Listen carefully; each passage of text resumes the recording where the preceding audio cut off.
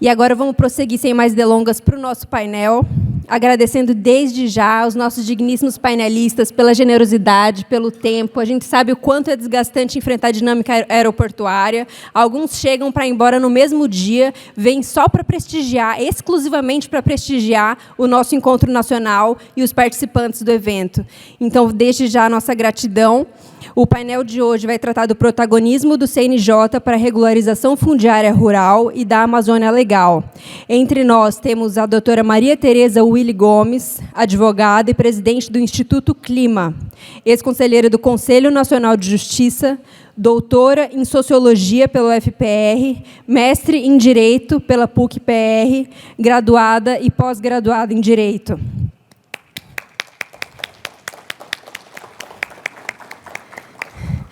Temos também o Dr. Valdiran Cassimiro, mestrando em Direito Privado, Tecnologia e Inovação pelo IDP, também em Direito Constitucional, graduado em Direito pela Fundação Universidade do Tocantins. Algumas especializações que ele não quis aqui elencar, porque senão a gente não sai daqui hoje, né? Com destaque para as recentes pós-graduações em Direito Eletrônico, Direito à Proteção, Uso e Segurança de Dados, exerceu advocacia privada, também foi analista processual do Ministério Público da União e professor universitário em cursos de Direito da Untins, da UBRA. É tabelião e registrador em Natividade do Tocantins, concurso de 2008. E atualmente preside a Associação dos Notários e Registradores do Estado do Tocantins.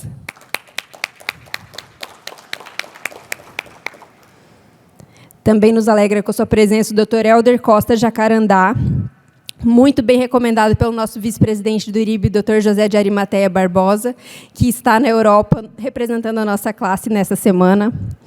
O Dr. Helder é advogado público do Instituto de Terras do Mato Grosso, especialista em Direito Notarial e Registral pela Escola Paulista de Direito e em Regularização Fundiária pela Universidade Federal do Mato Grosso. Foi presidente interino do Intermate. Assessor técnico do programa Terra a Limpo, do BNDES, Fundo Amazônia. Foi oficial de registro civil do concurso do Tribunal de Justiça do Ceará, membro da Comissão de Regularização Fundiária e de Registros Públicos da Corregedoria Geral de Justiça do Mato Grosso.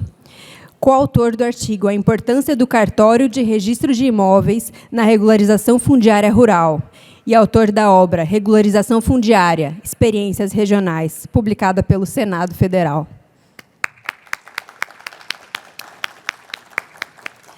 Agradeço a vocês por nos darem a honra e a alegria de tê-los conosco aqui, e o palco é de vocês, vocês que mandam a partir de agora.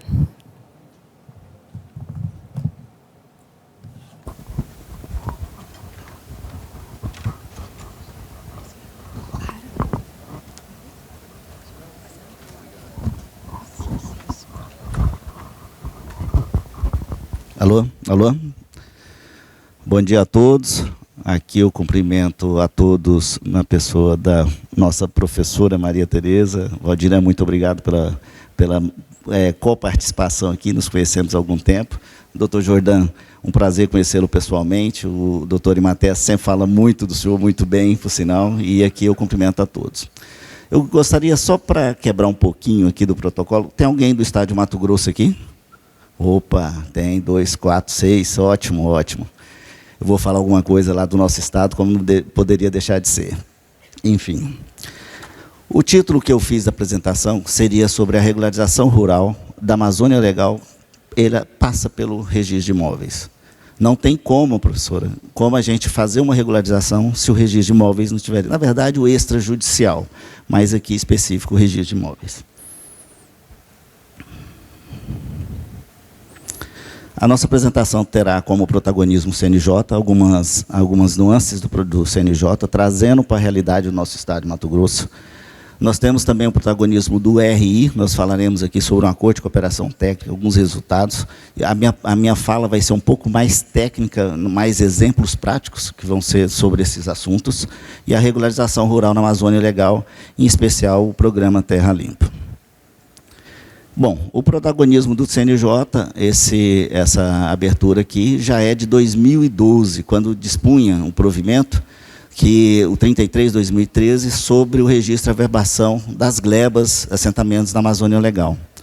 a gente vai olhando no passado, algumas pessoas pensam que hoje o que está acontecendo no CNJ, para a questão do extrajudicial, são coisas novas, mas a discussão já tem algum tempo. Temos também aqui a não padronização, à época, esse foi um encontro em Brasília, em 2012, e aí o CNJ disse que iria criar a consolidação das normas. E isso logo veio depois, agora, recentemente, o 149, que é o Código Nacional da Norma Extrajudicial. Interessante, porque no Código, nas suas diretrizes, fala sobre o repositório. Eu tenho alguns amigos, advogados, que atuam em regiões, em estados diferentes, e o mesmo assunto, às vezes alguma norma da corregedoria do estado tinha algumas coisas antagônicas. Fundamentava na mesma lei, às vezes federal, mas a corregedoria tinha algumas situações problemáticas, criava alguns problemas. E, às vezes, o advogado peticionava ali, e quando ele recebia uma negativa de uma ação, de um pedido, aí que ele via que aquela norma ali, na época, teria um problema. Então, na verdade, esse código veio, alinhou perfeitamente, ficou muito bom nesse sentido. Eu fiz aqui houve alguma inovação? Na verdade, não. Foi uma compilação dos atos, porque ali a gente começa a saber e perceber o que foi já revogado, o que pode ser revogado e algumas recomendações. E algumas coisas do CNJ são específicas, então não seria para casos a nível do Estado, do país. Também como protagonismo aqui, eu vou falar sobre o provimento 144/2023, que é o solo seguro. Não antecipando aqui, mas meu estado, Mato Grosso, nosso estado, foi o campeão, em primeiro lugar, segundo a informação do Tribunal de Justiça de lá, como o estado que mais regularizou durante esse período do provimento. Foi propositalmente não estar na ordem os provimentos CNJ, porque aqui eu vou trazer o 65/2017, que ele vem sobre as diretrizes da usucapião. E aqui eu vou dizer e desdobrar no nosso estado o que isso proporcionou. Ainda em 2017, junto à Comissão Estadual da Corregedoria, que é a Comissão de Regularização Fundiária e de Registros Públicos, que eu fazia parte à época, nós começamos a desenhar um documento para poder alinhar aquilo que era levado ao Estado, PGE, aquilo que era levado ao próprio INCRA e o Intermate, nas ações de usucapião. Até então, só judicial. Às vezes, senhores, demorava 3 anos para sair da justiça, para pegar uma informação no Intermate sobre uma área específica, e depois, em alguns casos, nem tinha como fazer a usucapião, que às vezes era uma área devoluta, um equívoco, alguma coisa nesse sentido. Aí veio a Resolução 01/2018 do Intermate, que criou a certidão para fins de usucapião.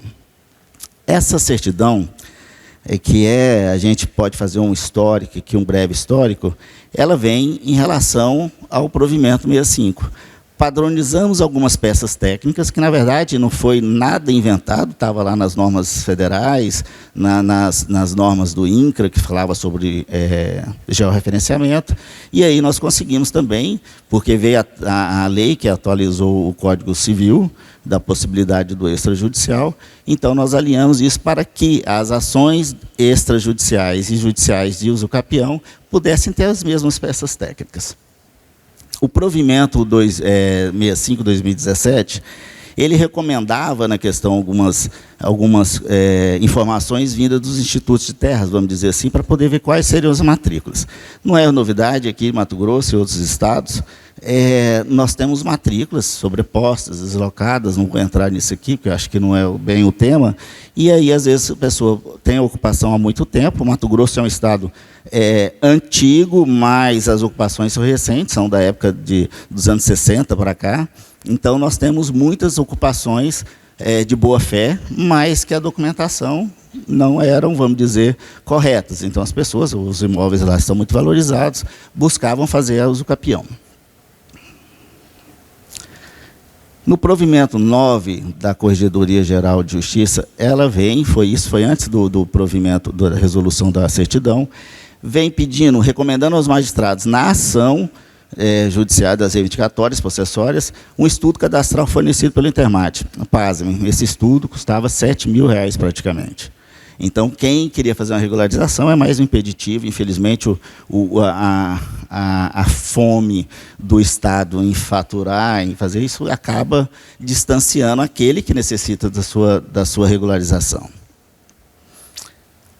Esse trabalho do mapa da usucapião em Mato Grosso, conforme a certidão, foi um trabalho feito pelo programa Terra Limpa. Ele fez uma capacitação para nós, e eu tive a oportunidade de fazer esse levantamento.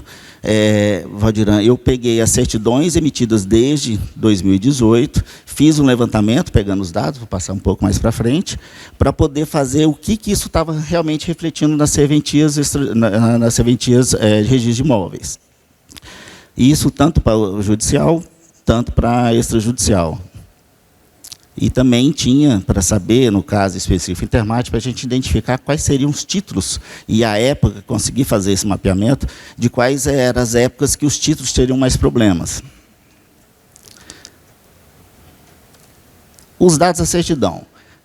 Imóveis e dos requerentes, a gente consegue pegar CPF, nome dos imóveis, tem lá as peças técnicas. Nós conseguimos colocar, fazemos ali, vamos dizer, um repositório de informações, e com isso, com perímetros, localização, a pessoa física, se a pessoa jurídica, e nós conseguimos fazer, depois disso, um requerimento padrão via pesquisa para os cartórios, para saber os resultados, o que aquilo realmente estava acontecendo dentro do Estado de Mato Grosso. Foram, nesse caso, de 2018 a 2022, foram 431 certidões.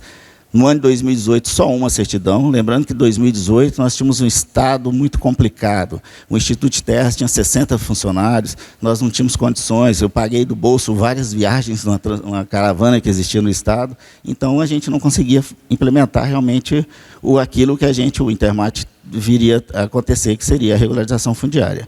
Esse número é muito maior. Na verdade, esse número que eu peguei aqui são das certidões digitalizadas. Esse número talvez possa até dobrar. Mas, enfim, nós identificamos, por exemplo, a maior e a menor área encontrada. Para você ter uma ideia, no município de Comodoro, uma área de mais 13.000 hectares, foi feito um pedido de certidão de usucapião. E a menor, que seria em Cuiabá, foi um número menor, que 0,38 hectares, que nem para registrar poderia, porque a lei não permite. Aqui os municípios com mais certidões. Mato Grosso, alguns aqui conhecem, nós temos umas regiões um pouco complicadas no sentido de alguns conflitos agrários, fundiários. Paranatinga, pela minha experiência, 10 anos de instituto, não foi novidade para ser o município com mais certidões.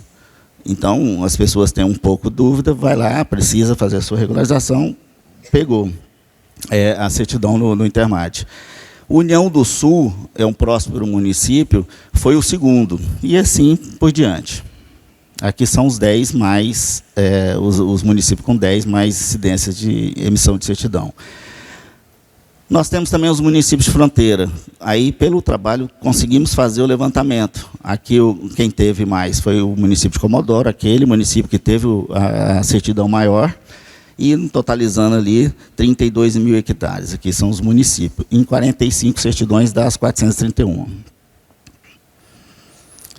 Aqui, o impacto das certidões. Bom, aqui foi a pergunta que nós fizemos para os cartórios. Olha, nós emitimos N número de certidões para N pessoas. Gostaríamos de saber se essas certidões realmente estão tendo resultado na questão da usucapião. Vocês estão fazendo? Mas, basicamente, foi essa a pergunta. E essa foi a resposta. Não foram todos os cartórios. Aqui, Valdir, eu quero fazer registro, porque os municípios que têm controle dos seus cadastros aqui, eu falo para todos os registradores, não tiveram, eu vou exemplificar aqui, doutor Jordão, o Arimateia, que tem um programa Conhecer Meu Município, que tem todo o cadastro, e ele não teve nenhum pedido de certidão. Então, você começa a fazer a ligação que os municípios, os cartórios que têm esse controle, eles começam a dar mais segurança jurídica àqueles que procuram, né, através da certidão. Então foi para Anatinga. Aqui foram 32 certidões e 22 interessados, porque às vezes um interessado pede mais de uma certidão. E a resposta que eu queria saber, olha, esse senhor, essa senhora que está pedindo aqui, pediu essas certidões, tem documento registrado, tem alguma matrícula? O cartório não respondeu. Aqui não estou a julgar o cartorário, o registrador, na verdade, por questões aqui, foi até uma mudança, porque lá interino não havia como dar essa resposta para nós.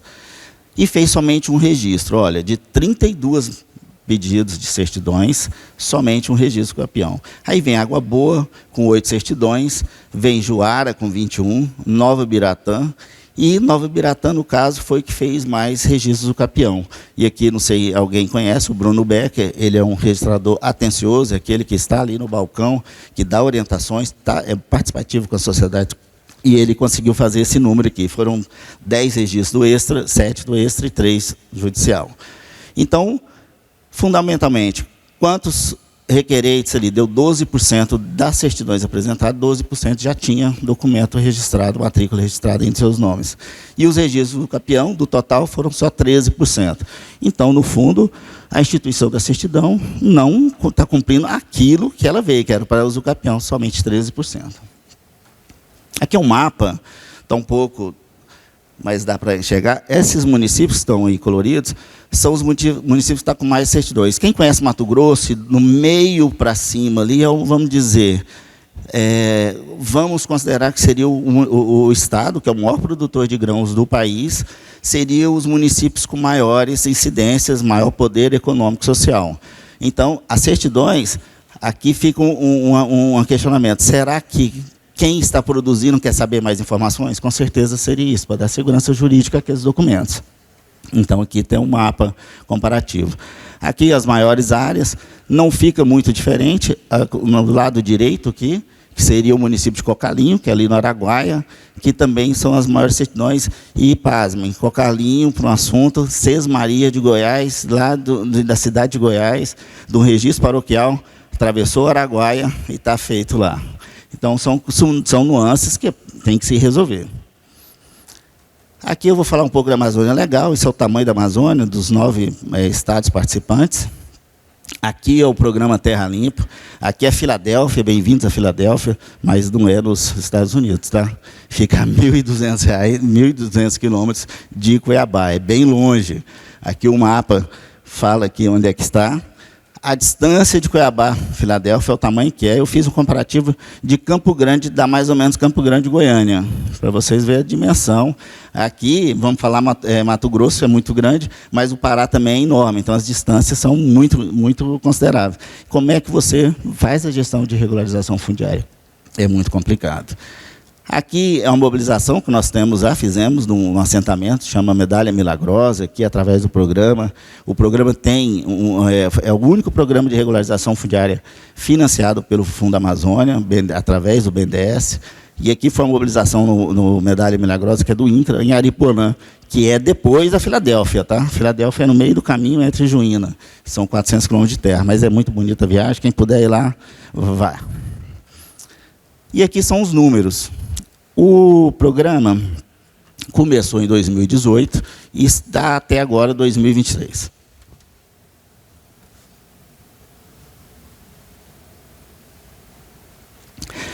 Desde essa época, aqui está um painel, isso é público, está no site do Intermate, Terra Limpa, isso é público, é uma ferramenta que você vê município, quais são as glebas, quais são os assentamentos. E desde 2018 foram 9.026. E está desatualizado, viu, professora, porque não tem os dados da Semana do Solo. Nós fizemos isso aqui no mês de agosto, no mês de julho. Então, são 9.000 títulos, olha a dimensão, todos registrados, doutor Jordano. Não tem nenhum título aqui, concessão de uso. São títulos definitivos no bioma Amazônia.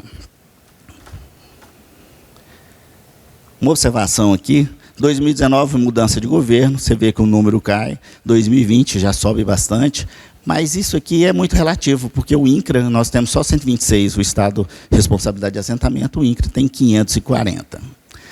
Aqui, em relação ao INCRA, são 8.099, olha a diferença, são 9.000 e pouco, mas 8.000 só do INCRA.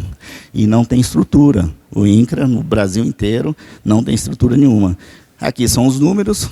Nesse painel você faz essa brincadeira, põe o INCRA, põe por município, põe por assentamento. Aqui o Intermate, são 927. 476, eu quero frisar aqui, 476 em 2018. Lembra que eu falei que nós não tínhamos estrutura física. E não estou aqui a falar mal do governo, pelo contrário. O investimento que nós temos em Mato Grosso no Intermate é maravilhoso. Temos até recursos da Lava Jato empregado lá. Mas foi o acordo de cooperação técnica, a participação de vocês, registradores, que foi fundamental para esse número aqui. Aqui são os títulos. Olha, 1.560.000 hectares de áreas regularizadas. O número pode não ser muito grande, porque, afinal de contas, o Estado é grande.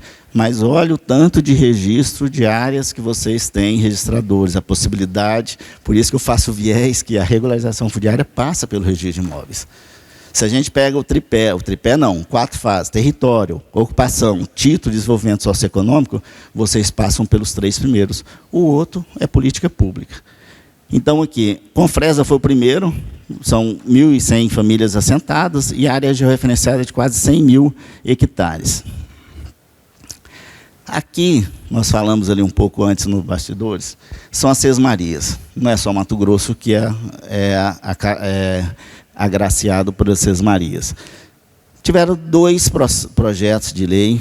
Doutor Valdirão, lá atrás nós conversamos sobre o que teve no Tocantins, nós procuramos, a gente sempre fala que às vezes a regularização fundiária é igual televisão. Vamos copiar o que está dando certo, se você puder melhorar, melhore, mas se não, vamos copiar o que está dando certo, não vamos inventar muito, porque senão acaba não passando, são muitas discussões. Teve esses 2 projetos, em 2023, que é uma réplica de 2022, do deputado Suelmo, então, à época, mas teve... o primeiro não passou na própria Assembleia, dizendo que tinha vício de iniciativa, dizendo que teria que ser pelo Executivo, e o segundo foi para o governador não sancionou, dizendo que tratava de registro público, que é um pouco, se você valida uma lei, você valida uma matrícula, não dando prejuízo para o Estado. Senhores, eu acho que é até um pouco polêmico isso, mas se você não dá prejuízo para o Estado, você valida pelo CIGEF, você não tem problema da ocupação, a posse mansa e pacífica. Por que não validar essas matrículas? E o Intermate e o INCRA passa por isso. Se for a devoluta, faça a arrecadação. E aqui seria, o número, 13 milhões de hectares em 12 municípios. Claro que não são 13 milhões na totalidade, tá? Mas a gente acredita que 60% desse número está incidente em Sesmarias. Tem um trabalho da doutora Wanda, lá de Cuiabá, hoje ela é superintendente do Arquivo Público. Foram feitos pedidos mais de 100 Sesmarias, e validadas mesmo somente 27. Então, você começa a ver a desproporcionalidade e não realidade. Nós temos nos arquivos do Estado Sesmaria como denominação e não como título. Então, está lá Sesmaria, Maria das Graças, alguma coisa, mas era uma comunidade que se autodenominava Sesmaria. Então, aqui seria o fundamento da lei, seriam reconhecidos e convalidados com força de título de domínio as posses inseridas nas matrículas imobiliárias com descrições precárias. Por quê? Porque não se tem condições de pegar Sesmarias. Falava lá, sentado no lombo de um burro, não sei quanto tempo de cigarro, apaga, ali é a minha divisa com o Jordão. Então, tomara que o cigarro fosse grande, né, doutor Jordão, que a nossa terra seria muito maior. Então, não tem como, infelizmente não tem como. No artigo 2º fala... A convalidação não se aplica a imóveis rurais. E lá está bem claro, cuja propriedade ou posse estejam sendo questionadas ou reivindicadas. Então, tem algum questionamento, não vai ser validada. A grande maioria, nós temos lá, quando pega o CIGEF, eu não tive a oportunidade aqui, mas quando você pega o CIGEF, tem vários CIGEF em cima dessas matrículas e não tem problema de posse. Outro dado, que a Baixada Cuiabana... por essas questões fundiárias, ela não tem a rentabilidade como daquelas imagens que eu passei para vocês ali. Que o pessoal lá tem condições de atrás, nós temos muito quilombola, só em Poconé são 23. Aqui é o artigo 3º, que deverá requerer a notificação através do registro de documentos para o órgão de terras. Então, teria o prazo, claro, a gente quer fazer uma coisa mais dinâmica, queria fazer, a ideia era essa, para poder a gente ter essa validação. É muito pouco, a lei é muito curta, E aqui, afinal, o que o RI pode ajudar? Eu já dei bastante dicas aqui, bastante exemplos práticos. Esse aqui é um acordo de cooperação técnica, aqui com o Bruno Becker, que é colega de vocês, e a minha colega de Intermate, a Isa Carol. Nós escrevemos esse artigo aqui em 2018, e aqui foi identificado alguns documentos. Vou andar rápido, que o meu tempo aqui eu já estou vendo que está vencendo. O registrador de imóvel, olha a importância. O Bruno, na época, nós mandamos lá 143 títulos, isso aqui urbano. Ele fez aquilo que tinha que fazer, o registro, abrir matrículas. Ele fez isso aqui em 30 dias. Então, na época, foi 143 títulos entregues para o município de Nova Ubiratã pelo Bruno Becker. O desenvolvimento econômico de Nova Ubiratã, hoje, é o 6º maior produtor de grãos do Brasil. Lembrando que Mato Grosso é o maior produtor de grãos, né, do Brasil. Então, olha o que a regularização fundiária faz, potencializa o desenvolvimento socioeconômico. Aqui ele falando dos 30 dias. Querência, cidade de Querência do Marcelo também, link, ele também fez 100 dias, e 100 dias da assinatura do acordo de cooperação, Valdirã, da assinatura com o prefeito, lá nós fizemos, com 100 dias nós estávamos nessa festa aqui, entregando os títulos. Aí em Juína, em Colniza, que teve a chacina, 9 pessoas mortas por questões de conflitos agrários. Nós fomos lá em 2018, entregamos esses títulos. À direita, essa foto é o Banco Sicredi. A gente estava entregando título, o Banco Sicredi já estava lá oferecendo o dinheiro para poder fazer crédito para os produtores. Aí era engraçado porque quem não tinha recebido o título, o juro era muito maior e o valor era bem menor, praticamente a metade. E quem estava recebendo já tinha essas garantias do próprio banco. Aqui são os números do acordo de cooperação técnica. Só o urbano foram 1.515. Estou falando aqui em 2018, antes do solo seguro e com condições muito precárias para nós. Então, os registradores de imóveis aqui foram fundamentais para que esses números pudessem acontecer. Você pega todos isso aqui, vai estar tudo no bioma, na Amazônia, né? No caso, no bioma, com exceção aqui, acho que de Água Boa só que não vai estar. Aqui são os usos de assentamento, foram 443. Para se ter uma ideia, esse número é maior do que com toda a estrutura que nós temos. Apesar que a estrutura do programa Terra Limpa é uma coisa estrutural, não é só a entrega de título, título é só uma parte do programa. Eu acredito que ano que vem a gente vai exponenciar muito isso aqui. E, por fim, aqui, já acabando, senhores, olha a importância. Isso aqui é um ofício do INCRA em 2020. Isso é o nacional. Para se ter uma ideia, de 7.706 assentamentos, com poder de titulação de quase 700 mil pessoas, 400 mil famílias, na verdade, você multiplica isso aqui tranquilamente por 4, somente 1.714 está titulado em nome do INCRA. Aqui, talvez, vocês poderiam ser mais proativos, porque tem áreas já no nome do INCRA que não foram registradas. Lá atrás, quando a gente está falando de 2012, lá no CNJ, que deu a abertura no código, para poder, nas normas da corregedoria estaduais para poder fazer esses registros, aqui se reflete, que são números. Então, veja bem, aqui só aí está o P1, P2 e P3, só onde essa seta azul para cima que tem domínio, o resto não tem domínio, está ainda vagando. E aí o atual governo, aqui não estou falando de governo A ou B, está querendo abrir novos assentamentos. Não sou contra, sou até a favor, só que poderia arrumar primeiro a nossa casa para depois abrir os outros. Aqui, já finalizando, fundiária rural em Mato Grosso, nós temos 3 modalidades, nós conversamos a regularização onerosa, aquela que o interessado, o ocupante, vai lá, faz a regularização, faz a arrecadação em nome do Estado. Tem a gratuita, que são até o módulo rural, porque varia, Mato Grosso é muito grande, varia por município.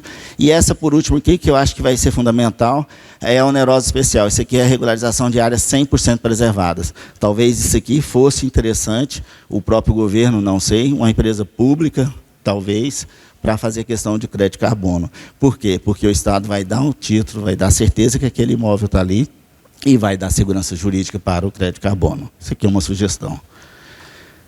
E, para finalizar, não tinha como deixar de falar, o meu programa Terra Limpa, que eu participei, a menção honrosa, isso aqui foi uma ideia de última hora, nós fizemos em 3 dias, colocamos o CNJ, ficamos muito felizes, é muito bem estruturado, está lá no nosso site, quem quiser conhecer mais indicadores, tem todos os dados, porque é toda uma modernização de toda uma estrutura, tanto o INCRA quanto o Intermat. Lá o programa atinge os dois entes. Pessoal, muito obrigado. O tempo acho que está em cima. Agradeço a oportunidade e estou à disposição para também algumas perguntas e respostas.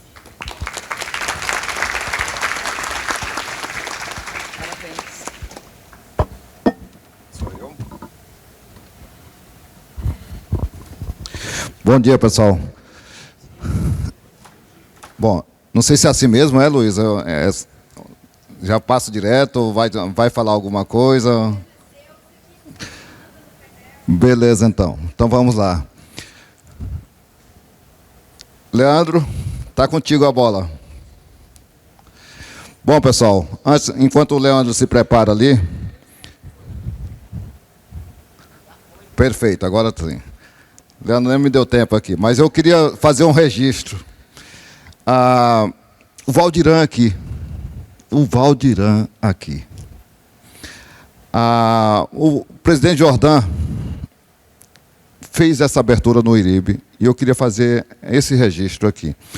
Não é somente o Valdirã, presidente. Está aqui também a Luísa, organizando excelentemente esse evento, o anterior em Natal, e isso mostra a necessidade do IRIB estar presente no Brasil todo. Quando eu entrei na classe, vou contar uma história de Jorge Nunes Rezio, um colega registrador lá em Aliança Tocantins. Ele pegou e me falou assim, como era o nome? Os medalhões do IRIB. Rapaz, já pensou um dia a gente está lá nos medalhões do IRIB? E hoje nós estamos aqui, eu não sei se é porque se passaram 12 anos e a gente já tornou-se um desses, ou se é porque o IRIB se rejuvenesceu e o IRIB se expandiu, e acho que é isso que está acontecendo. A presença da jovial aqui, Luísa, eu acho que me confirma isso, tá? Que o IRIB se revolucionou de uma forma de fazer-se presente em todos os estados, de ter uma participação. Certo dia, teve um tema polêmico e eu recebo uma ligação. Olha, o presidente do IRIB me ligando. Eu falei, como assim? E era para trocar ideia sobre um tema, me ouviu, trocamos ideia ali sobre o tema, não me recordo qual é o tema agora, mas era bem polêmico. Isso mostra a grandeza de uma gestão ouvindo todos os setores.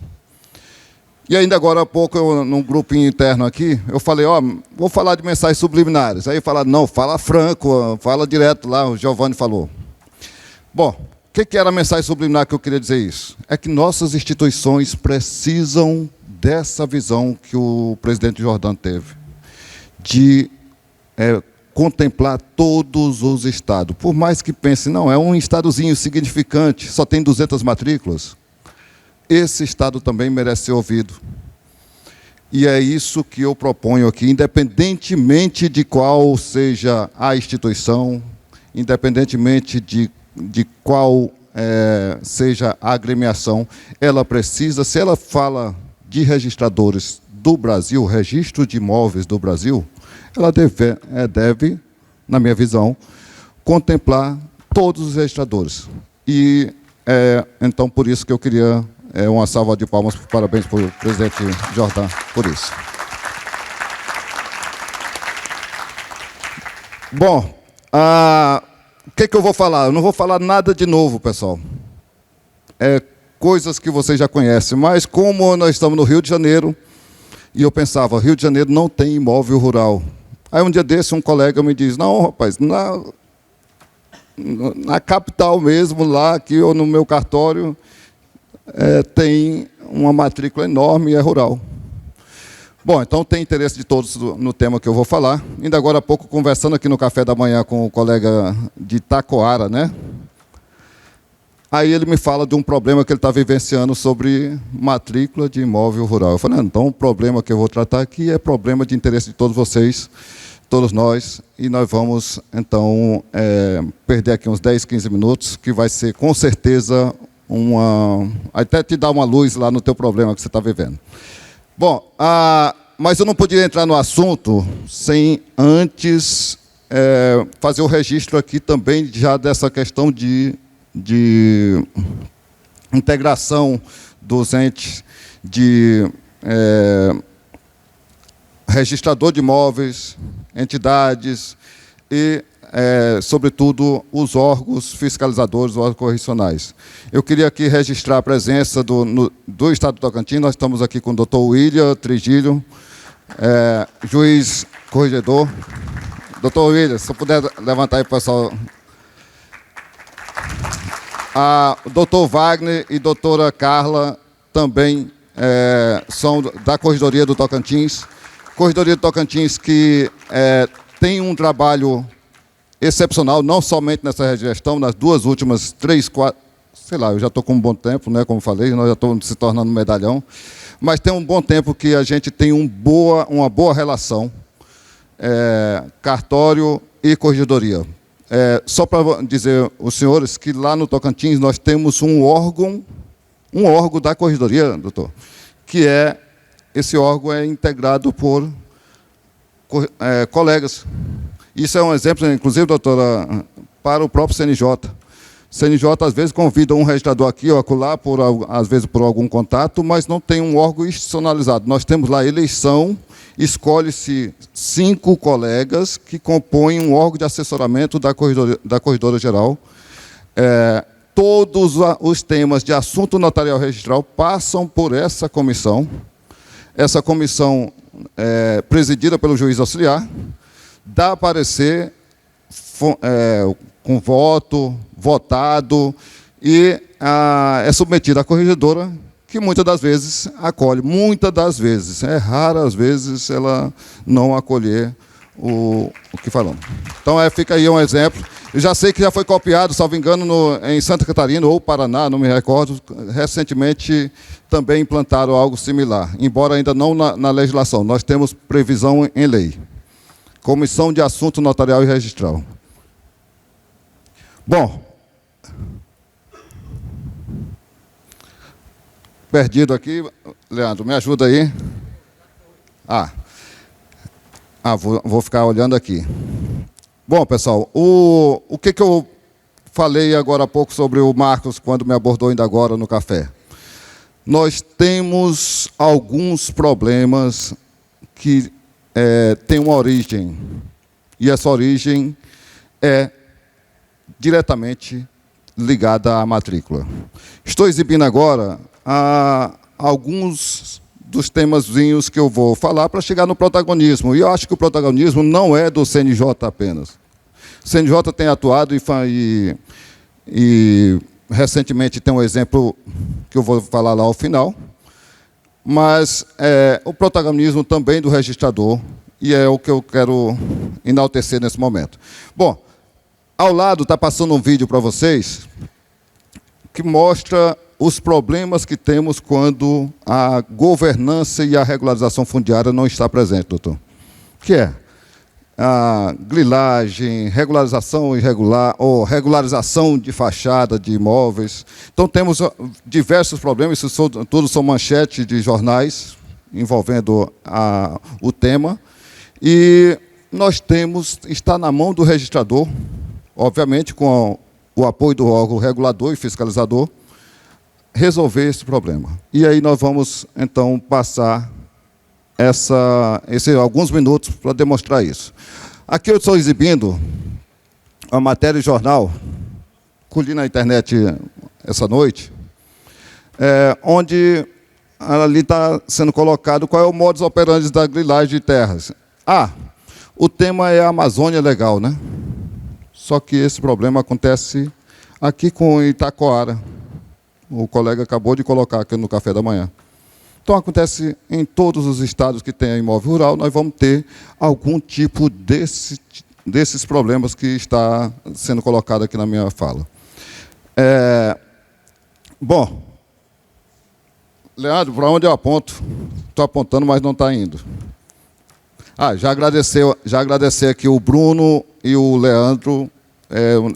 Chegamos aqui 8 horas da manhã, passamos tudo, revisamos, está tudo funcionando. Vocês sabem que quando a gente vai mostrar, vai fazer na prática, vai dar algum probleminha, mas está tudo certo. Bom, ainda mostrando sobre os aspectos desse modus operandi, digamos, da grilagem de terras, sobretudo na Amazônia Legal, nós temos uma outra notícia ali, ó. O esquema de grilagem de terra funciona através de registro em cartório de títulos falsos de terras. Já dei a deixa ali para o que eu quero colocar. Presta atenção, alguns colegas me alertaram, ou melhor, uma colega me alertou. Olha, Valdina, está falando ali que registro em cartório, como se fosse o cartório ocupado. Títulos falsos de terras. Eu fui lá e coloquei bem negritado para entender qual é o problema todo. É título falso que chega no registro de imóveis e daí começa tudo. E começa tudo aonde? Quem é o culpado?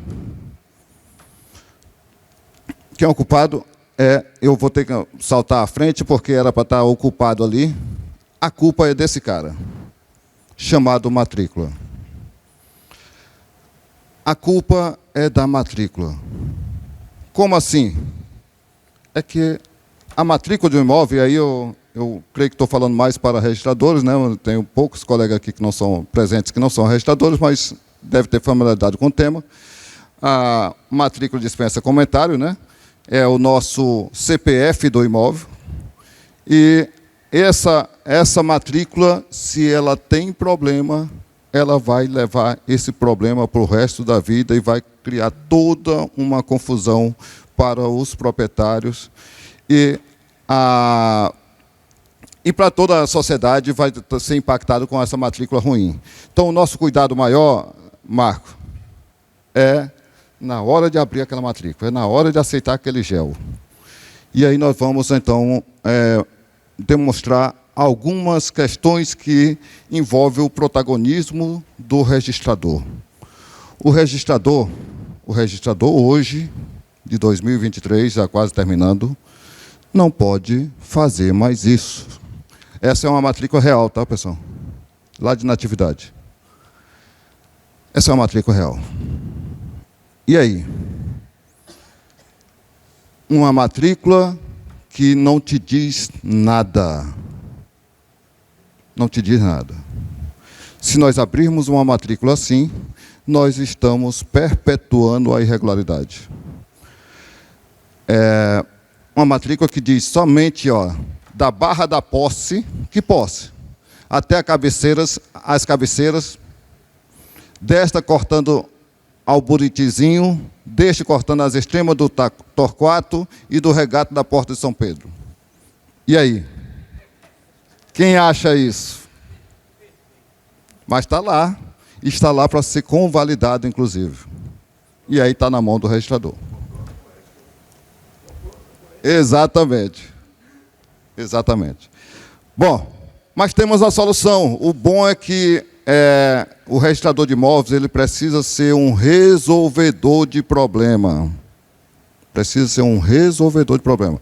E aí eu vou falar aqui até o doutor Ilha foi o juiz corregedor em inatividade, mas antes disso ele era juiz corregedor em Ponte Alta.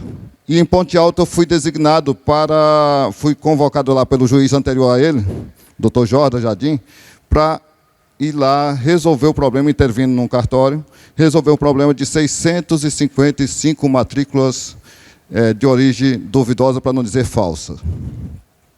E cheguei lá, poderia ter feito como sugerido ao juiz, como ele até me perguntou, vou cancelar tudo de uma vez? Eu, de jeito nenhum, doutor. Não façamos isso. Não, vamos averbar, então, todas as matrículas lá que ela está de origem duvidosa? De jeito nenhum. Isso acaba com a produção da cidade. Nós vamos matar a cidade. Nós vamos matar o Estado. Como é que vamos resolver isso? Como o Jack Estripador. Parte por parte. Simples assim. Vai chegando o problema, vamos solucionando e vamos assim até acabar com eles. Bom, nós temos exemplos lá em Babassulândia, os colegas do Tocantins aí. Tem mais alguém do Tocantins? Uma correção gravíssima aqui. Lorena e Raquel. Quem mais? Bom, está presente aqui a minha vice-presidente. Olha só, eu não vou mais nem ter o voto dela lá. Presente aqui, levanta aí, Lorena. A Lorena, por gentileza, Lorena está lá no finalzinho. A Raquel, não sei se está aqui agora. São as vice-presidentes da Noreg. Bom, pessoal, voltando ao tema, nessa questão aí de Ponte Alta, nós fomos resolvendo caso a caso, fomos estudando qual era o problema e dando a solução a ela. O registrador tem de se portar, na minha concepção, assim. Ele deve resolver os problemas. Na época, até o juiz falou assim, não, Valdir, porque eu não aguento, toda hora o pessoal, em vez de ir no cartório, vem aqui no fórum. O pessoal não está mais nem indo no cartório, já vem direto aqui no fórum. Falei, não, doutor, vamos fazer o seguinte, só vai chegar aqui alguma coisa que eu vou mandar para o senhor. Aí, esse que vai chegar, o senhor resolve, mas os outros pode deixar comigo que eu resolvo. Aí só preciso que o senhor... Bom, o que eu estou querendo dizer com isso?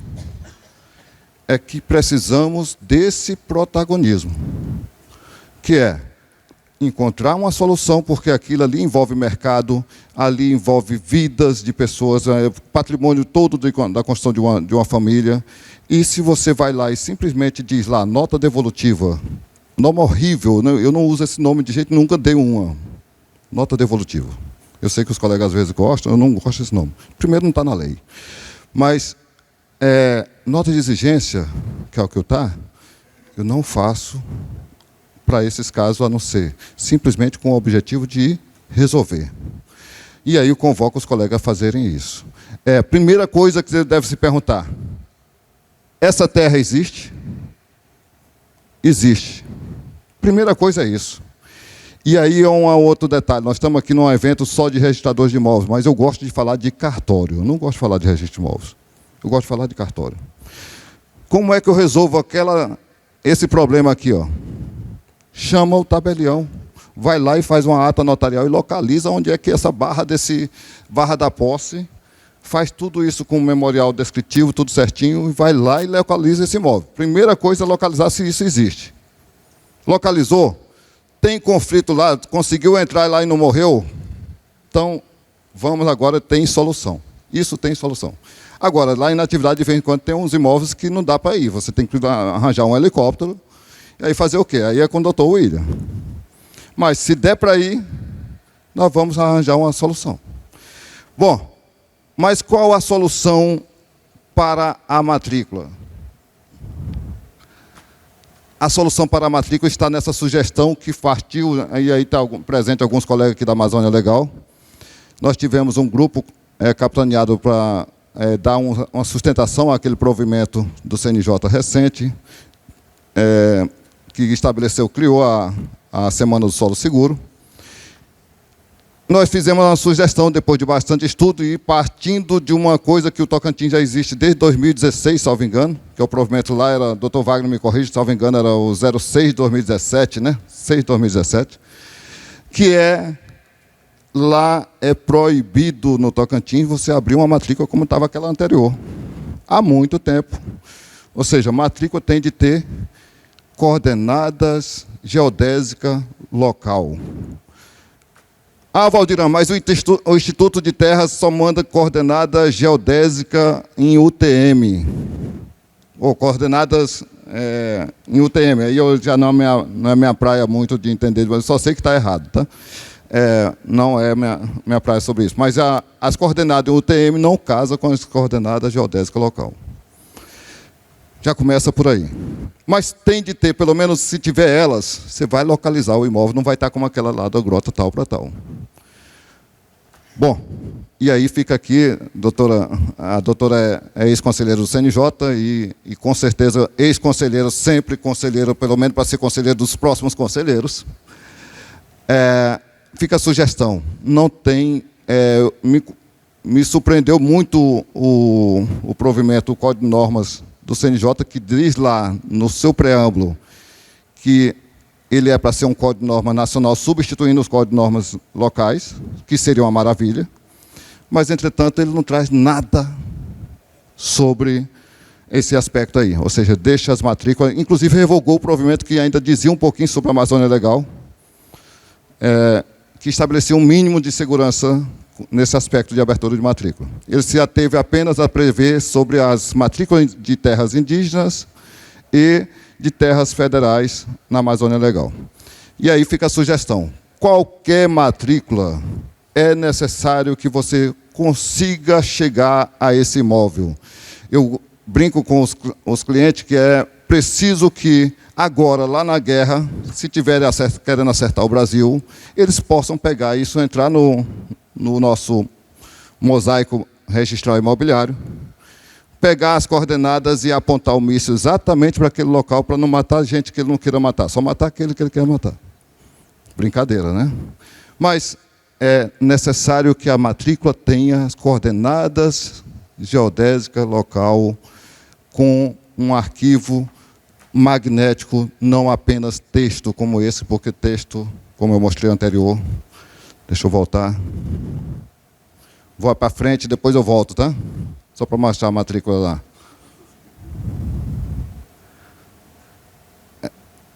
Vai passar demais, mas eu queria só mostrar essa aqui. Passou demais.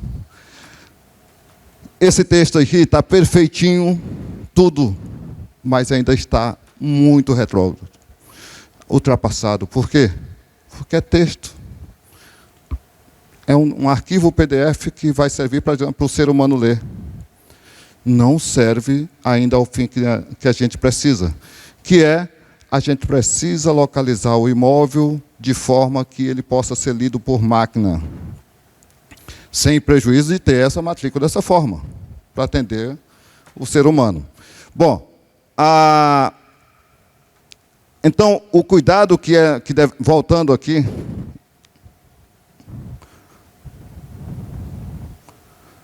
o cuidado que nós temos que ter, basicamente, é isso aqui.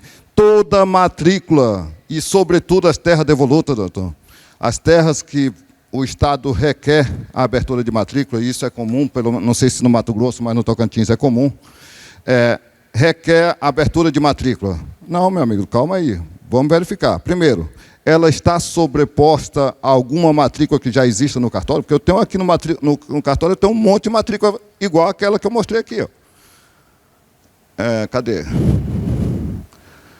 Para onde?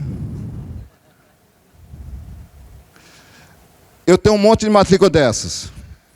Como é que eu vou afirmar para o órgão que não tem sobreposição se eu recebo só um ofício dele lá dizendo que ele mandou bonitinho, com coordenadas UTM, errado, está revogado desde 2005, mas mandou com coordenadas. Faz com UTM ainda no Tocantins. Bom, como é que eu vou fazer essa verificação? Falta legislação? Não falta legislação. Falta protagonismo. Protagonismo do registrador, protagonismo do fiscalizador. No caso, por exemplo, o CNJ poderia trazer essa previsão aqui, que é, só abre matrícula se tiver coordenadas geodésicas local. Somente se tiver isso. Se não tiver, não abre. E aí nós não teremos nunca mais problemas para o futuro. Nós teremos ainda que lidar com o passado. Aquelas matrículas ruins, como eu mostrei, mas não vamos estar construindo o problema. Hoje, qual é a situação, presidente? Nós construímos problemas. Nós construímos soluções, quando vem já com as coordenadas geodésicas, mas se não vier também chegar um título lá do Idago, no Tocantins, aí, Idago e Tertins, lá do Intermate, sem coordenadas, nós vamos fazer, e isso nós estamos construindo um problema. Bom, aqui eu estou colocando os outros requisitos, está na lei, já está na lei. Artigo 195, A, B ou C, tem um monte de letrinha depois dele lá, mas tem várias, já está na lei. Ah, Valdirã, mas tem uma vírgula aqui, já debati com alguns colegas, nós temos um grupo sobre isso. Ah, tem uma vírgula aqui, Valdirã, que aí não dá, porque... Para resolver, dá.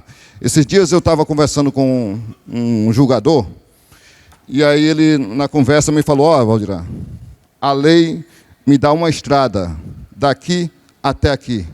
Se eu vou acompanhar ela, e por essa beira dela aqui, ou por essa aqui, sou eu que decido, mas ela me deu essa estrada. Então, o que eu estou querendo dizer com isso? A lei está dando uma estrada para o registrador. O objetivo é regularizar. Tem a lei, precisa de uma forcinha do órgão fiscalizador, do órgão regulamentador? Vamos atrás, então. Vamos lá pedir para que eles regulamentem. E, nesse caso, foi pedido, já colocando, esse texto está na mão do Corregedor Nacional. Esperamos que ele acolha em parte, pelo menos, e que traga, pelo menos, aquela obrigação de a matrícula contar com as coordenadas. Porque se contar com as coordenadas, agora vamos lá. Para que isso? Para que o mosaico possa funcionar. Não adianta nada nós termos tecnologia, e nós temos. Esse vídeo está mostrando isso, não tem áudio. À tarde vou detalhar melhor. Isso aqui já foi proposital para vocês virem à tarde. À tarde vou detalhar melhor o que é o mosaico. Mas o mosaico faz o quê? O mosaico, e aí já foi apresentado aqui uma outra ferramenta similar, e já dizer a distinção de uma de outra. Essa aqui serve ao registrador, e pode servir também ao público. A outra serve ao público. Essa aqui serve ao registrador para fazer com que o imóvel não nasça de forma equivocada, que a matrícula não nasça sobreposta. Essa aqui faz uma verificação, antes de você abrir a matrícula, se está sobrepondo com qualquer outra que você já tem na sua base. Sem desprezar aquelas que você precisará comprovar por ata notarial, se já existe alguma posse lá, como é o caso, o Giovanni citou o caso do Maranhão, que está titulando, às vezes, em cima de posses centenárias, titulando para terceiros. Posse que poderia já ter uso capião. Ah, Valdir, mas como uso capião? Meu tempo esgotou. Falei para você que precisava ser um bom tempo. Estou terminando, mas falei para você que eu, quando começo, 2 horas. Bom, qual é o objetivo que a gente precisa alcançar? Uma matrícula assim, mas que tenhamos aquelas coordenadas daquela forma. Essa é a minha convocação dos colegas registradores. Não abram matrícula, não tem GEL ainda porque não é obrigatório. Não é essa questão, a questão de ter certificação geodésica é uma outra questão que fica para uma próxima fala. Não tem nada a ver com matrícula ter descrição geodésica local, porque a especialização objetiva precisa ter e está lá desde 73. O mundo hoje não se contenta mais com aquela especificação. Bom, mas aí eu vou falar o que o protagonismo dessa simbiose entre o órgão regulador está aqui presente nesse vídeo. Eu vou pedir para que abra o som, que é o que o doutor Helder colocou. A união de forças fez com que se unificasse aí a participação e tivesse todos os estados da Amazônia Legal tivessem muitos títulos, como o Mato Grosso foi um dos campeões. No final aqui, vamos ver a fala de uma colega que não está presente, mas que muito robustece o que eu estou falando. Obrigado, pessoal.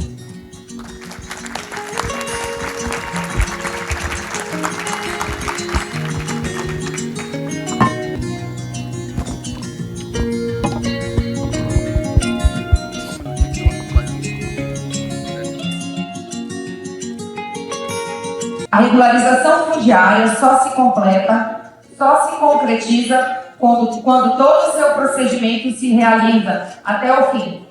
E esse fim se dá no cartório.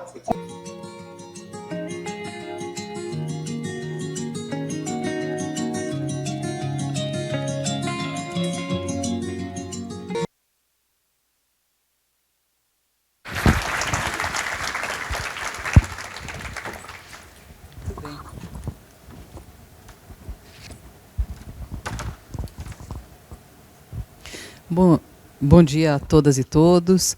Eu gostaria de agradecer imensamente pelo convite, e eu faço na pessoa do Dr. Jordan, que sempre tem nos prestigiado, né, nesses espaços importantes. Saúdo todos os notários e registradores, convidados, e parabenizo a apresentação aqui dos meus antecessores. A minha perspectiva de fala é como ex-conselheira do Conselho Nacional de Justiça, fui conselheira por 4 anos, e vejo aqui várias pessoas conhecidas dessa época, né? Enfim, e eu gostaria de trazer aqui um registro de uma experiência, um case que tivemos ali no CNJ, alguns desdobramentos importantes dele. Depois, analisar a questão da regularização fundiária sob uma ótica, talvez, registral e climática, não necessariamente em relação a aspectos sociais, econômicos, ambientais. Eu fujo um pouco disso e vou ali para a parte registral e climática da regularização fundiária. Bem, então, voltando um pouco no tempo. Os atos que foram trazidos aqui, e com muita propriedade, né, pelos nossos antecessores aqui, representando 2 estados importantes da nossa federação, Mato Grosso e Tocantins, mostram que nós temos, ao longo do tempo e ao longo dos anos, atos do Conselho Nacional de Justiça, em especial atos da Corregedoria do CNJ, e a Corregedoria dita provimentos. Provimentos que, ao longo do tempo, elas vêm consolidando algumas informações, mas que ainda não são suficientes para resolver o problema de fundo da questão da regularização fundiária. É necessário que tenha, o que foi muito bem apontado aqui, inovação. Eu acho que ainda falta um ato inovador em relação à regularização fundiária. E quando eu falo em regularização fundiária, na minha cabeça, eu sempre distingo um pouco o que é regularização fundiária, regularização da terra, da certidão do uso capião que vem da terra, da regularização registral, que para mim é outra coisa diferente, que é a regularização que é feita no cartório de registro de imóveis. Eu não confundo regularização fundiária com regularização registral. E o que nós estamos dizendo aqui é que a regularização registral no registro de imóveis, ela depende de requisitos anteriores que a regularização, por exemplo, com a certidão do uso capião, são documentos que vêm de outro poder e que aportam no registro de imóveis. E que, quando eles aportam no registro de imóveis, eu passo para outra fase, que não é regularização fundiária, é regularização registral no registro de imóveis.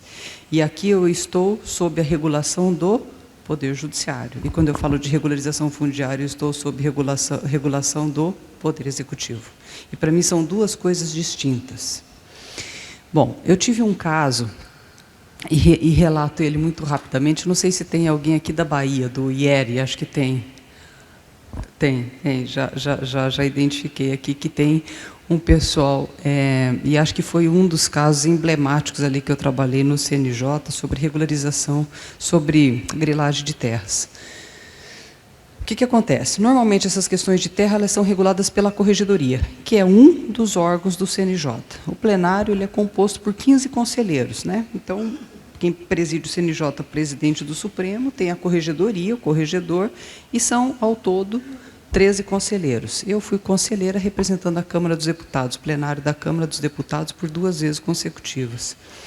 E nesses meus 4 anos, algumas questões pontuais que não vinham necessariamente da Corregedoria, mas que chegavam como algum procedimento de controle administrativo, caiu no gabinete. E caiu no gabinete um caso da Bahia. Esse caso eu peguei já quando eu estava votando no plenário do CNJ, e naquele dia, na hora de votar, eu pedi vista desse caso. E o primeiro entendimento era que era caso de não conhecimento do procedimento, porque se tratava de uma questão já judicializada, então não era uma questão administrativa. Eu pedi vista, e conversando muito com a minha assessoria, eu disse: o problema desse caso aqui, a gente vai ter que pegar desde a primeira matrícula lá no registro de imóveis, a gente vai uma por uma aqui, vai puxar a cadeia dominial para entender como que uma terra, mais ou menos como aquela certidão, né, que o senhor apresentou aqui, que tem a divisa tal com a divisa tal, não sei o quê, que foi comprada com não sei quantas reses, cabeças de gado, por uma pessoa que tinha uma profissão muito simples. Então, por cabeças de gado, ele comprou uma área muito pequena.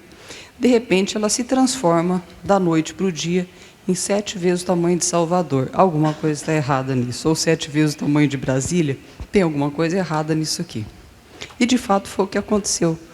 Quando nós fomos buscar na cadeia dominial do registro de imóveis, aquela areazinha que eram X reses, que ia do rio tal até não sei o quê, que era uma confrontação que era para ser muito pequena, se transforma em 7 vezes o tamanho de Salvador, o tamanho de Brasília. Eu falei, não, esse negócio aqui está errado, e vai, procura, achamos. Achamos e vimos que, nessa cadeia, teve um ato administrativo, e esse ato administrativo mandava, então, cancelar uma matrícula e abrir outra matrícula, que aquilo que era pequenininho ficou enorme. E dali para frente a confusão não se resolvia mais. Bom, isso tudo estava concentrado na Bahia em duas comarcas, dois cartórios do registro de imóveis. Estava mais ou menos, a concentração estava ali. Aí foi para o plenário acolheu o meu voto, anulou o ato que dava origem a esse problema. A partir desse ato que anulou o registro de imóveis ali, né, enfim, essa cadeia, isso acabou indo lá para o STJ, onde já tinha um procedimento, e no STJ existe lá a responsabilidade criminal de várias pessoas, que aí já é outro mérito fora do CNJ, que eles chamam de Operação Faroeste. Então, o início da Operação Faroeste, a gênese vem exatamente desse voto no CNJ, que anula a cadeia dominial. Aí, muito bem, aí a segunda preocupação, o que fazer com o que lá está? Então, fizemos uma experiência muito interessante com a Corregedoria da Bahia à época, e me recordo muito do trabalho muito eficiente da juíza corregedora, doutora Liz, que hoje está na Corregedoria Nacional, com quem eu até coincidentemente falei essa semana, e de uma equipe muito, muito valorosa dos cartorários, né? Ali, não só daquelas 2 cidades envolvidas, mas ao redor também. Enfim, eu sei que ali pela Corregedoria eles fizeram um trabalho de equipe interessante. E aí a minha sugestão ali foi a seguinte: a gente precisa fazer aqui o inventário estatístico do registro imobiliário. Do que eu estou falando?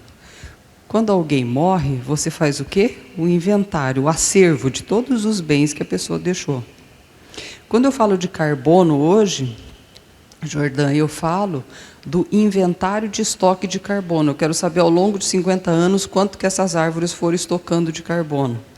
E quando eu falo do registro imobiliário, eu quero saber, desde a primeira matrícula nesse cartório de registro de imóveis, como que essa matrícula vai se desdobrando em outra matrícula e como que a gente chega até aqui. E claro que isso dá um trabalho enorme, isso é um trabalho que precisa ser mapeado, precisa ter uma estrutura com padronização de dados, sistematização de dados, para que você tenha um inventário dessas informações. E quando você puxa esse fio e faz o inventário dessas matrículas, você chega no final com a seguinte conclusão: mas eu tenho uma matrícula do Tocantins que está lá na Bahia, eu tenho uma matrícula não sei da onde, que veio não sei da onde, essa aqui se perdeu no meio do caminho, aqui eu tenho X matrículas sobrepostas que eu não estou conseguindo resolver. Ok, para cada problema dessa natureza, encaminha para o juiz lá da vara de registros públicos e ele resolve por lá. Mas, se eu não tiver a gênese, que é o registro imobiliário, para saber onde que está o problema, por onde eu começo, por onde eu vou, e não criar um problema imenso, né, como foi dito, eu preciso recortar o problema está nessa matrícula ou está naquela, pronto, então é essa ou aquela que a gente vai resolver. Fato é que, então, em 2 cidades, em 2 cartórios, foi feito esse trabalho chamado IERE, e é daí que nasce Inventário Estatístico do Registro Imobiliário, que foi um laboratório de inovação que nós criamos no gabinete junto com a Corregedoria da Bahia, com a equipe, né, de registradores ali, que a própria Corregedoria indicou e que chegou hoje, e certamente, acho que hoje, no início da tarde, será apresentado um painel a esse respeito. Foi aí que nós chegamos, muito bem. Qual foi o aprendizado daí?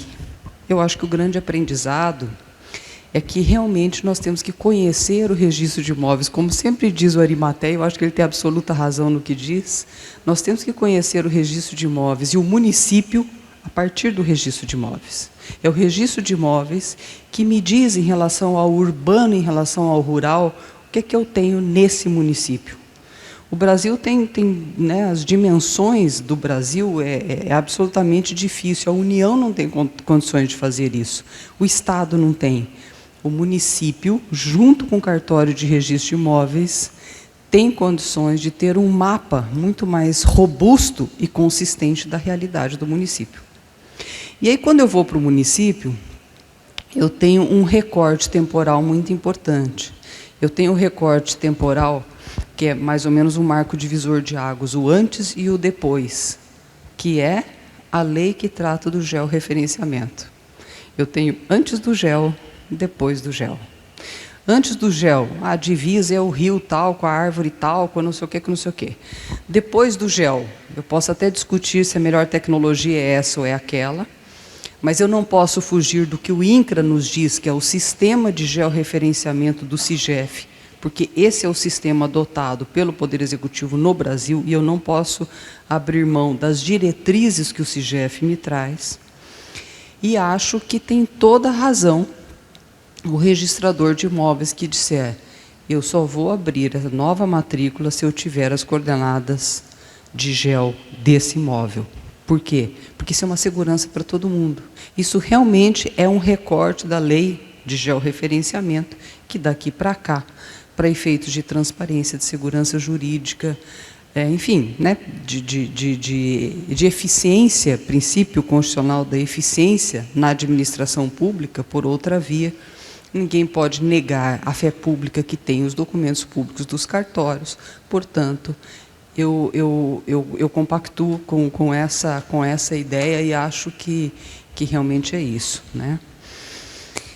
Fato é que, enquanto nós não tivermos um mosaico, eu gosto dessa palavra mosaico também, enquanto nós não tivermos um mosaico completo desses imóveis, eu preciso do mapa, como veio aqui, veio o mapa. Nesse mapa eu tenho os mosaicos ali. Eu preciso saber desse mosaico o que já está georreferenciado e o que não está georreferenciado. E aquilo que sequer é matriculado no registro de imóveis. E aí vem a minha grande interrogação e a minha grande preocupação. Por quê? Porque um outro trabalho que fizemos lá também, no CNJ, nesse período, diz respeito ao mapeamento de terras indígenas homologadas e demarcadas no Brasil, e depois de florestas públicas. E nós mapeamos todas elas, e nós fizemos um mapa cruzando a sobreposição de cadastros ambientais rurais em cima de todas as terras indígenas no Brasil, nada mais, nada menos que terras indígenas homologadas e demarcadas. Se o Brasil tem 850 milhões de hectares, nós mapeamos 108 milhões de hectares no CNJ. Lá no meu gabinete, com uma equipe de apoio, 108 milhões de hectares, mapeando o que eu tenho de CAR sobreposto em terras indígenas. Esse trabalho todo foi encaminhado para uma DPF no Supremo, e foram 7 ou 8 relatórios encaminhados para lá, e acho que aí vem um outro grande problema. Quando a terra indígena é homologada e demarcada, eu tenho o quê? Eu tenho um ato inicial constitutivo disso, que é o decreto do presidente da República, que depois da terra indígena passar por todas as etapas ali no Ministério da Justiça, o último ato qual é? É um decreto do presidente da República. Que decreto é esse? É o decreto que diz: essa terra indígena, ela está demarcada, está homologada, e as coordenadas de georreferenciamento dessa terra indígena são parará, parará, parará, parará, e ela vem certinho com as coordenadas, porque passou por todo um processo no Ministério da Justiça. Esse decreto do presidente da República, muitas vezes não está lá no registro de imóveis. E aí é o grande gap, não só das terras indígenas, como das terras públicas. Então, eu tenho duas formas de raciocinar aqui. Eu tenho um raciocínio correto, feito pelo Mato Grosso, dizendo: eu tenho uma certidão aqui do uso capião que eu preciso levar para o registro de imóveis. Ok.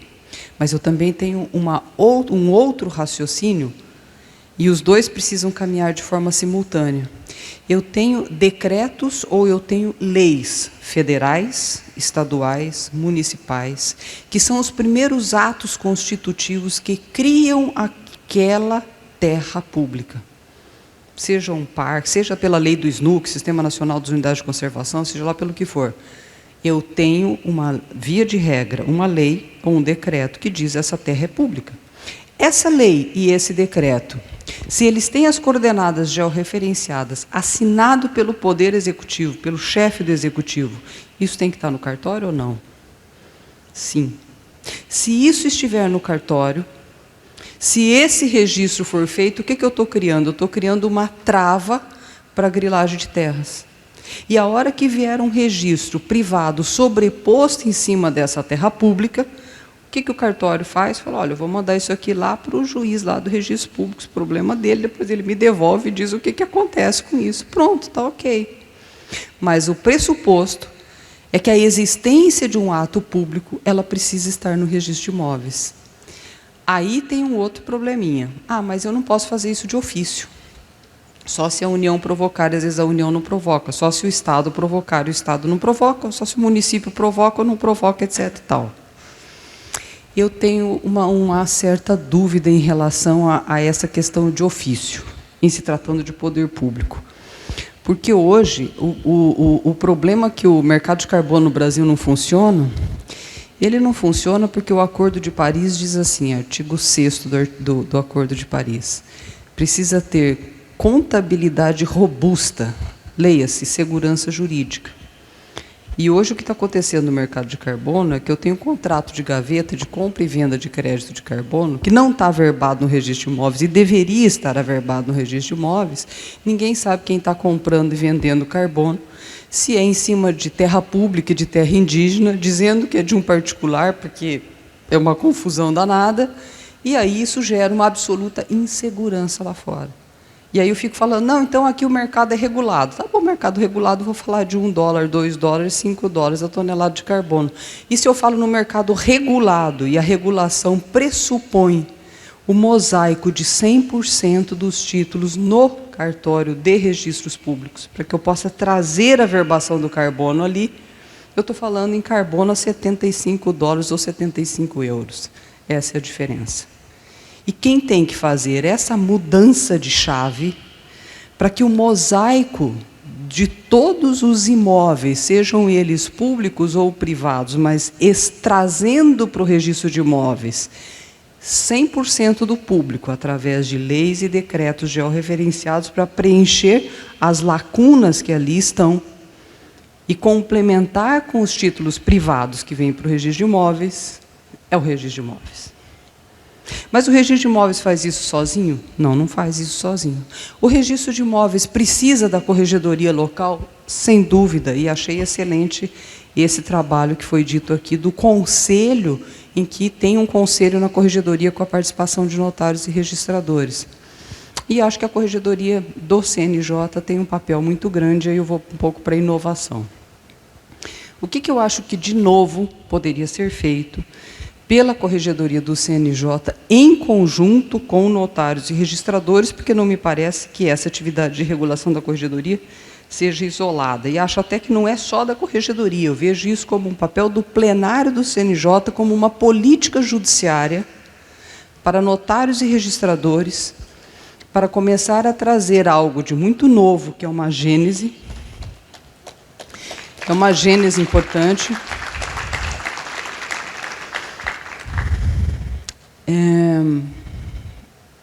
E essa gênese, eu até vou falar sobre isso no outro painel, depois, né, com a Fernanda, com quem eu tenho trabalhado bastante, a Fernanda da Noreg, né, Bacelar, enfim, estou sempre ali dialogando com eles, e é uma ideia que acabei dialogando com o ministro Barroso, que eu acho que o ministro Barroso tem uma prioridade grande na gestão dele em relação a essa questão do carbono.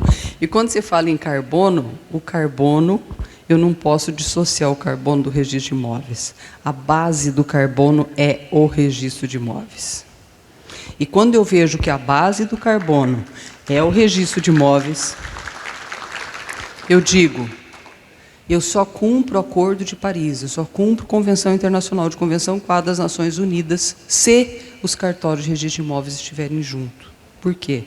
Porque assim como nasce uma criança, e a criança nasce no hospital, qual é o primeiro documento dela? Declaração de Nascido Vivo, DNV. Do DNV, que é um documento do Executivo, o pai vai lá para o cartório e faz o quê? A certidão de nascimento. A certidão de nascimento é executivo ou é judiciário? É judiciário. Por que é judiciário? É judiciário porque é um ato de delegação feito pelos cartórios de registros civis que são regulados pelo Poder Judiciário. Eu saí do executivo com o DNV e eu fui para o judiciário. E quando eu chego no judiciário, a certidão de nascimento vai ter o número único de matrícula. Nesse número único, eu coloco o número do CPF. O número do CPF é o número do executivo. O que eu estou fazendo no mesmo documento? Eu estou trazendo 2 números de identificação, um do judiciário e um do executivo. E com o carbono tem que acontecer a mesma coisa. A gente precisa ter, e é o que eu estou chamando, eu batizei isso dessa forma, enfim, de certidão de nascimento do carbono no Poder Judiciário, em que eu preciso trazer a junção de informações de números do Executivo e do Judiciário e amarrar no registro de imóveis, para eu saber, ao longo do tempo, pelo menos o estoque histórico de carbono quanto tem. Para que isso aconteça, os cartórios de registro de imóveis não podem falhar. Eu tenho que ter consistência de dados absolutos e segurança jurídica nos cartórios de registro de imóveis. E para que isso aconteça, eu tenho ainda um pressuposto. E qual é o meu pressuposto, Jordã? Que naquele município, esse mosaico onde eu tenho o inventário estatístico do registro imobiliário, ele está ok. Eu preciso ter certeza, claro que não plena, porque tem uma série de dificuldades, mas eu preciso me aproximar muito de saber o que eu tenho lá no cartório de registro de imóveis de Mariana. Porque quando lá no cartório de registro de imóveis de Mariana, com o desastre que aconteceu lá da Vale, eles quiserem remunerar os proprietários rurais que foram afetados porque perderam área verde em razão da perda do carbono, o que eu preciso fazer? Eu preciso ter lá em Mariana um registro completo do registro imobiliário para saber que essa cadeia dominial realmente é essa e que são esses aqui os proprietários que eles vão indenizar pelo estoque de carbono em razão de uma certidão de nascimento que ainda não existe, mas que precisa existir lá no cartório de registro de imóveis. Bem, meu tempo está se esgotando aqui, mas sobre essa questão do carbono eu entro depois. Eu quis trazer hoje, pincelar alguma coisa aqui sobre a ótica da regularização fundiária, que no caso dos registros de imóveis não é fundiária, é registral. Então nós estamos falando de regularização registral aqui, e nós estamos falando de regularização registral linkada à questão climática, proteção do clima, da qualidade do ar, da atmosfera, do ar que respiramos e do ar que precisamos para viver.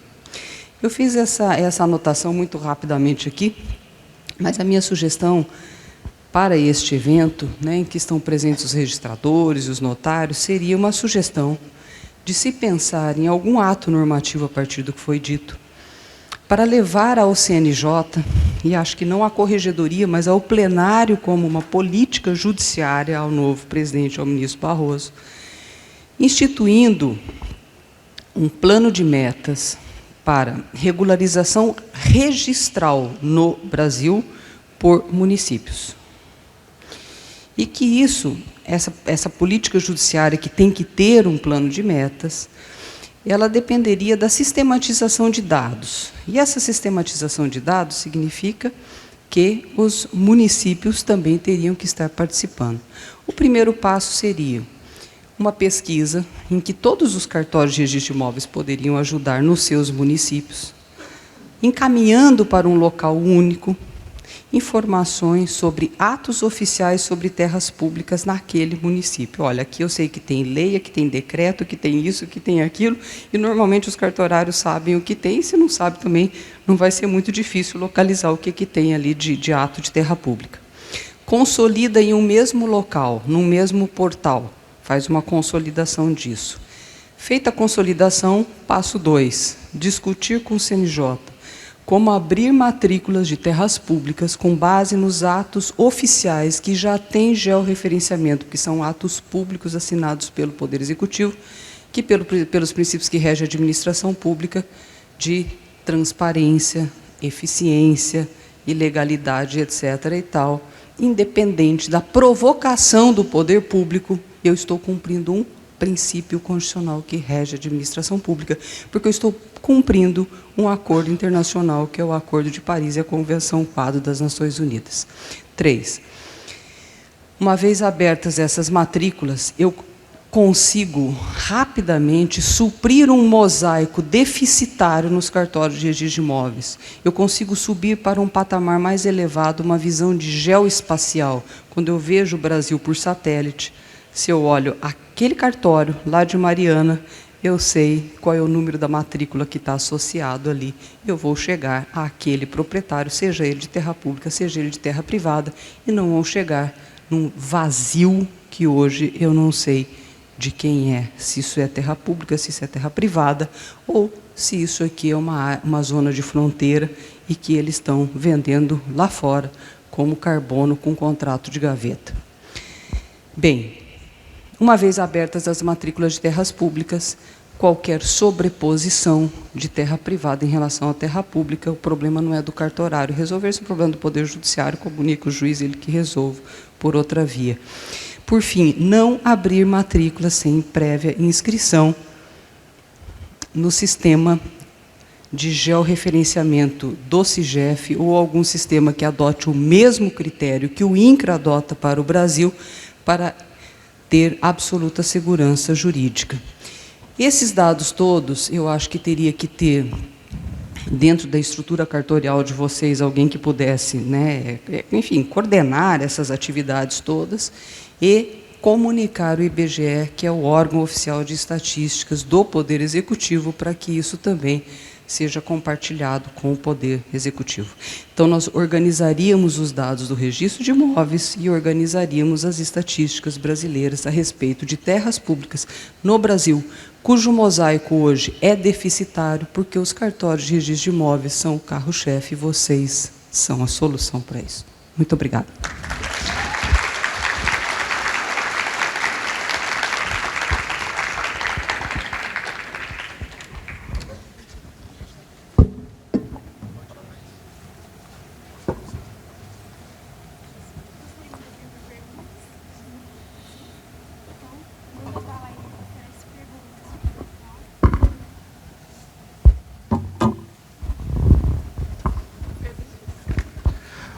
Bom, pessoal, a Luísa está perguntando se tem perguntas aí, se tiverem...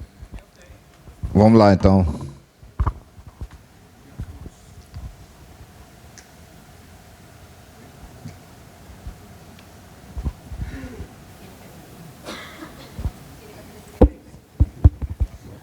Oi, bom dia a todos. Nós estamos aí nesse momento onde festejamos o mapa, né? Que é um sistema, como você disse, voltado para o usuário, para a população, mas que não é um sistema voltado para medir sobreposição.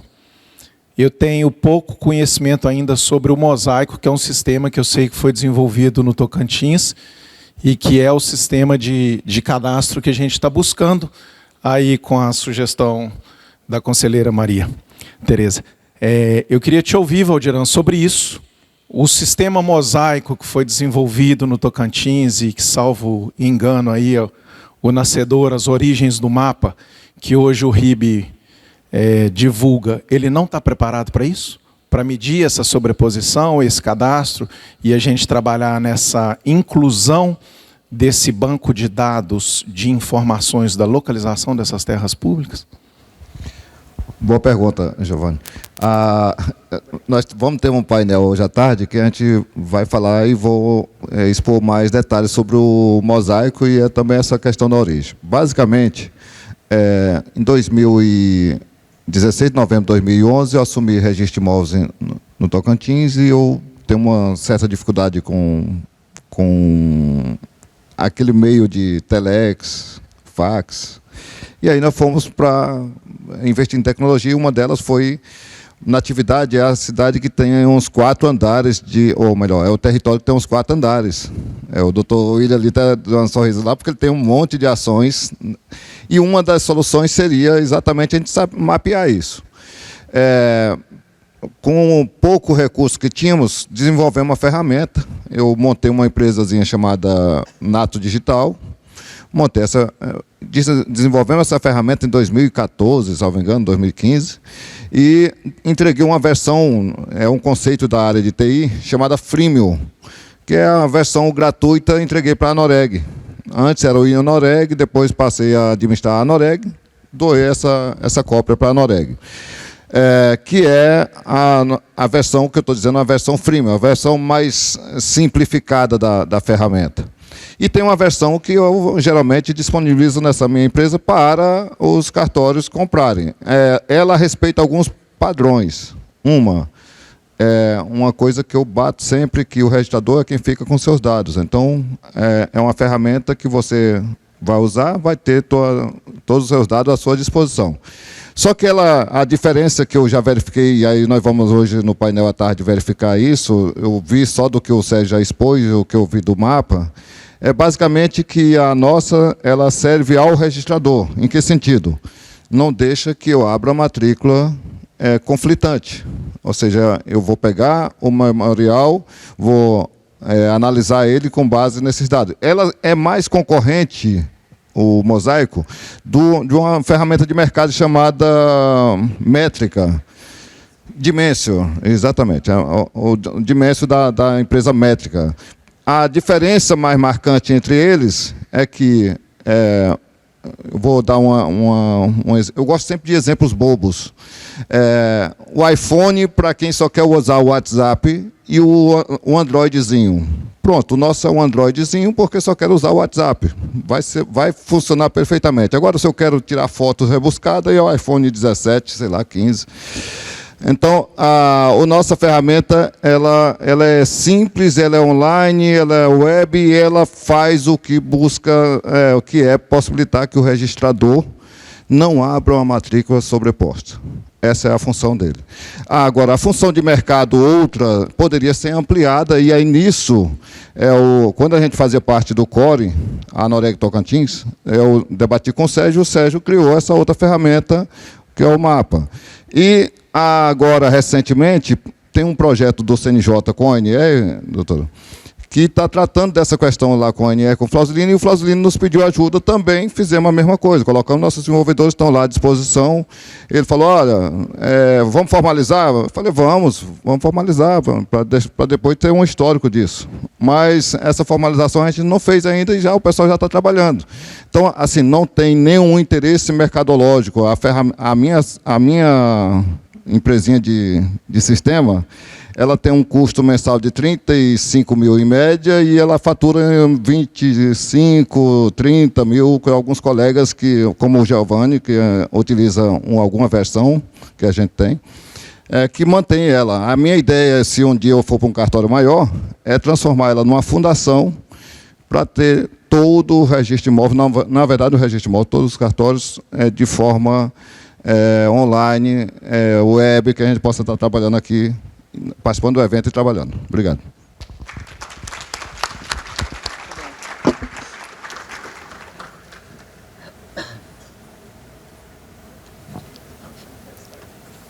Bom dia, muito obrigado aí. Que brilhante exposição, e exposição a cada dia mais atual. Primeira colocação, sou notário e registrador no noroeste do estado do Rio. A primeira colocação é o seguinte: há muito deixamos de ter a oportunidade de termos assento como conselheiro, notários e registradores do CNJ, lamentavelmente. Lá figura a posição de um cidadão, 2 cidadãos, que poderia perfeitamente ser um notário e um registrador.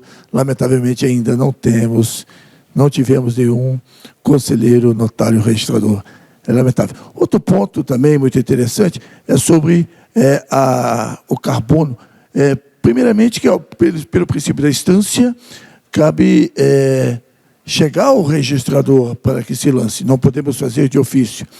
E crédito de carbono só pode tomar assento só poderia ter efeito legal se tiver a verbação da reserva legal do registro de imóveis, porque é uma condição sine qua non, está lá no Código Florestal. Às vezes passa desapercebido. Agora nós estamos vendo aí avalanche de créditos de carbonos, de contratos de gaveta, né? Lamentavelmente. Eu imaginava que isso fosse ocorrer.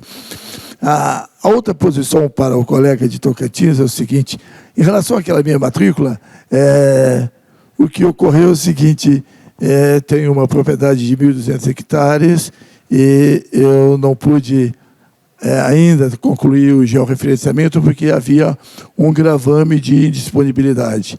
E esse gravame está numa seara de discussão ainda no processo judicial, porque advogado da outra parte, quando o proprietário vai lá para pedir o juiz a liberação, vai o outro e pede para manter a indisponibilidade. E aí eu falava com o colega no café da manhã o seguinte: o CIGESP tem aprovado, ele diz que não é o CIGESP, mas são os profissionais. Tem aprovado, partido o imóvel, quando é georreferenciado, em 2, 3, 4 glebas, porque tem estradas no meio. E parece que o profissional da agrimensura o faz para evitar a própria escritura de divisão ou da extinção de condomínio. E foi essa a situação que nós falávamos, né? Mas o que fazer com esse profissional que acaba fracionando para fins do CIGESP? Eu achava que fosse a obrigatoriedade do CIGESP, mas o colega disse que não. Muito obrigado, parabéns.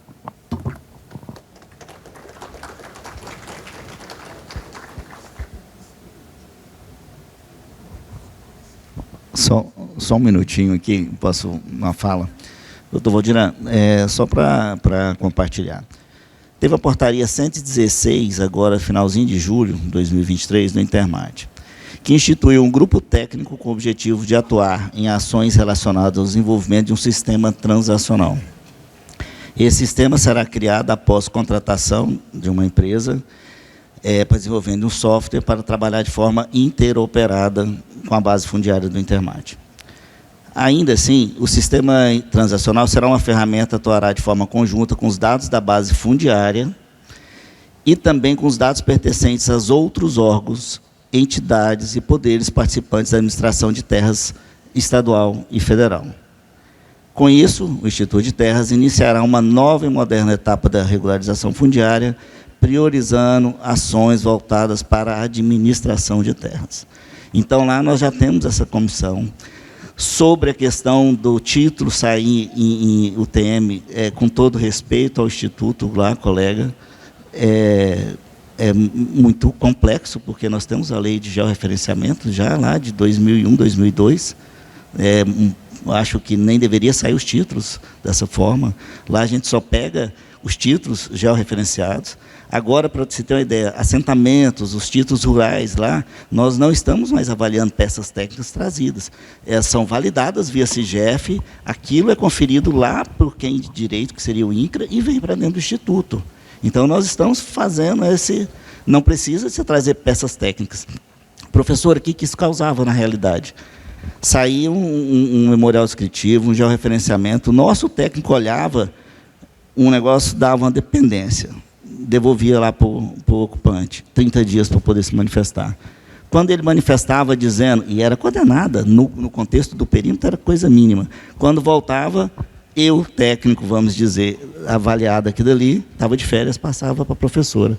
E ela falou, não, isso aqui, além disso, tem mais outro. E isso ia protelando. Ora, se nós temos o CIGEF, que tem tudo isso organizado, inclusive de punição aos agrimensores, aos engenheiros, usa-se a ferramenta.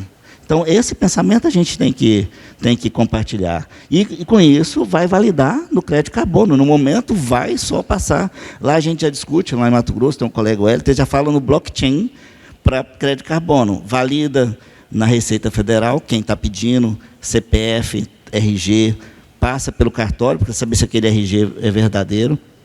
passa pelo CIGEF, vem para a Intermate, dá-se aquela matrícula no modelo do CIGEF, entrega-se para o cartório ali já está tudo, foi tudo validado, cada um com a sua regularização. Outro assunto, professora, que é interessante lá também, Valdiran, nós temos a cartografia dentro do Instituto. Então, se vocês entrarem no site lá, nós temos a genealogia dos municípios. Você clica lá, tem as leis indo do município, desde o nascedouro até o município atual. E, claro, ali de criação de município, desmembramento dos cartórios. Então, acho que esses atos públicos que lá estão contribuem. Talvez, aí, volto a falar, em alguns assuntos de regularização fundiária ou registrária, não vamos inventar muito, vamos pegar aquilo que está validando. Então, essa é só a manifestação que eu queria compartilhar com todos.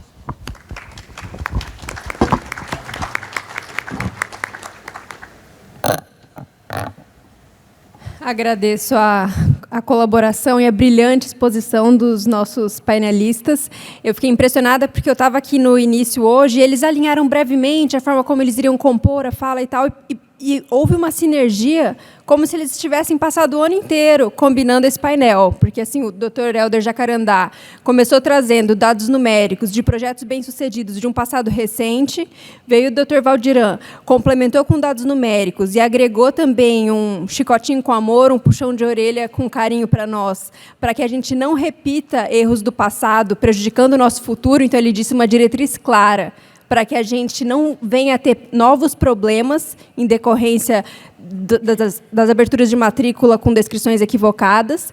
E a doutora Maria Tereza Willi arrematou o painel, trazendo solução para os erros do passado, que foram abordados tanto pelo Dr. Valdiran quanto pelo Dr. Helder. E, assim, solução com um nível de qualidade técnica e um nível de completude, de abrangência, que eu não havia conseguido vislumbrar até hoje. Eu estou, sinceramente, extasiada. Porque há anos, eu sou registradora na Amazônia Legal, estou em exercício no estado do Pará, e há anos eu vinha tentando maquinar, pensar, imaginar soluções plausíveis e diretrizes claras, um passo a passo mesmo, eficaz, para que a gente conseguisse solucionar o problema fundiário na Amazônia Legal. E, na minha visão, a solução que a doutora apresentou aqui, com as suas muito humildemente apresentadas, breves anotações, acabei de fazer aqui umas breves anotações com umas sugestões aqui de inovações, essas suas breves anotações, para mim, são a coisa mais espetacular que eu já vi para trazer para nós uma esperança de futuro, uma esperança de solução e uma solução concreta e executável. Porque eu já li várias ideias geniais, só que pouco execuíveis ou dificilmente execuíveis. Mas o que a doutora trouxe foi um passo a passo. Olha, primeiro a gente alinha com o ministro Barroso, depois a gente orienta assim os cartórios, a gente orienta assim o poder público. Isso não tem preço. Eu gostaria de continuar esse diálogo e, mais uma vez, também gostaria de prestigiar aqui o nosso presidente Jordan, porque nós estamos trazendo aqui hoje um tema que trata da regularização fundiária na Amazônia Legal. Isso evidencia que o IRIB tem se colocado cada vez mais como a casa do registrador de imóveis brasileiro, prestigiando todas as regiões do país.